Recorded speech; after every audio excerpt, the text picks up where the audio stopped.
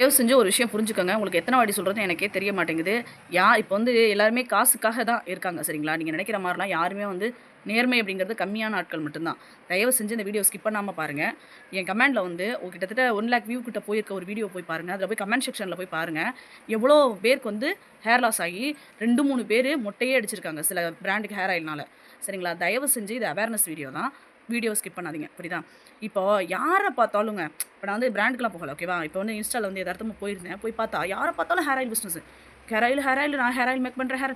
அவ்ளோ போய் பிரைஸ்ன்னு கேட்டுக்கிட்டே இருக்கீங்க. அவங்களும் உடனே பிசினஸ் பண்ண ஆரம்பிச்சாங்க. இப்பலாம் வந்து என்ன குழம்பு கூட ஏன்டா குழம்பு கூடவாடா வீட்ல வைக்க முடியாம இருக்கீங்க? ஒரு அம்மா பூண்டு குழம்புங்குது, அதுக்கு கூட்டம் மிளகு குழம்புங்குது.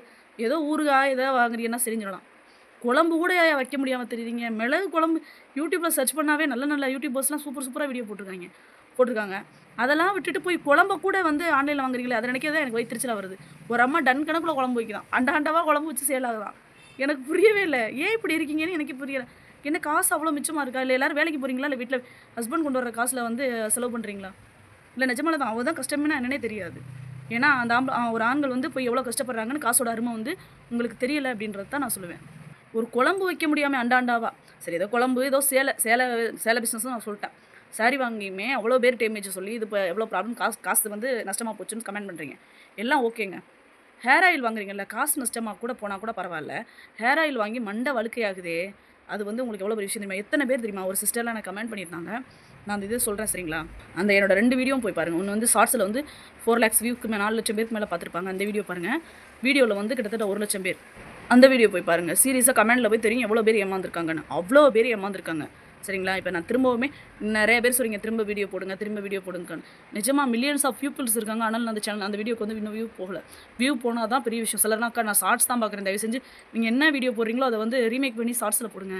நான் வந்து பார்த்துக்குறோம். ஏன்னா எங்களுக்கு வீடியோ பார்க்குற அளவுக்கு டைம் கிடையாது. அந்த மாரி தான் அப்படின்ட்டு.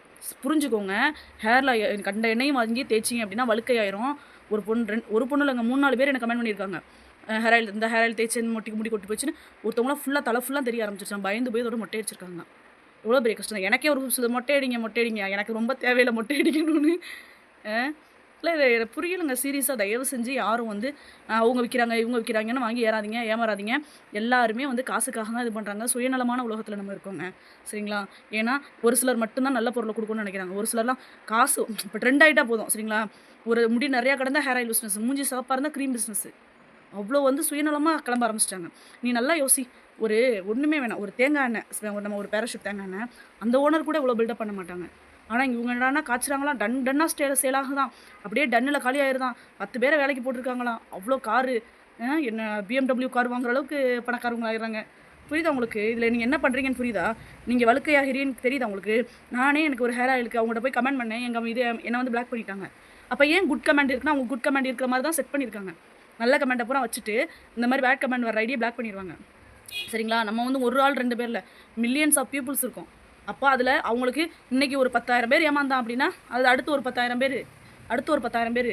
மொத்தமா மில்லியன்ஸ் ஆஃப் பீப்பிள்ஸ் தலையில வந்து ஹேர் ஆயில வந்து நம்ம திணிச்சிடலாம் அப்படின்றதுல எல்லாருமே தெளிவா இருக்காங்க. சரிங்களா? என்னால எனக்கு இன்ஸ்டா பக்கம் போறது பிடிக்கவே பிடிக்காது. ஸோ அதனால நான் அந்த பக்கம் வீடியோ போடல.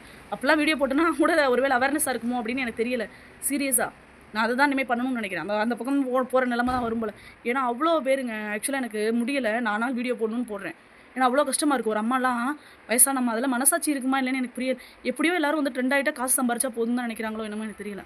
அவங்க தலை ஃபுல்லா கேப் அவ்வளோ இருக்கு. உடனே வந்து 2 டிப்ஸ வந்து சொல்றாங்க. சொடாமான்சி இருக்கா? வேம்பாலப்பட்டை இருக்கா? அத வந்து காய்ச்சி ஆயில் தயாரிக்கிறேம்மா. உங்களுக்கு வந்து ஆயில் வேணும் அப்படின்னா கமெண்ட் பண்ணுங்க. டிஎம் பண்ணுங்க. நான் வந்து ஹேர் ஆயில் அனுப்புறேன் அப்படிங்குது. இல்ல இந்த மாரி இருக்கிறவங்கட்ட நீங்களும் இப்படி இருக்கீங்கன்னு நினைக்கும்போது தான் எனக்கு அவ்வளோ மனசு கஷ்டமா இருக்கு. பாதிக்கப்பட்டவங்க தாங்க சொல்ல முடியும். ஒருத்தவங்க பாதிச்சிருக்கோம் அப்படின்னா, சொன்னா கேளுங்க ஃபர்ஸ்ட்டு. முடிஞ்ச வரைக்கும் பக்கத்துல உள்ளவங்களுக்கும் சொல்லுங்க. சிலர் வந்து, "அக்கா நான் நல்ல வேளை இந்த வீடியோ பார்த்துட்டேன். இவ்வளோ பேர் கமெண்ட் பண்ணியிருக்கிறத பார்த்ததுக்கப்புறம் நல்ல வேளை இவ்வளோ நாள் வாங்கலான்னு இருந்தேன். இனிமே வாங்க மாட்டேன்" அப்படின்னு. அது உண்மையாவே எனக்கு ரொம்ப சந்தோஷமா இருக்கு.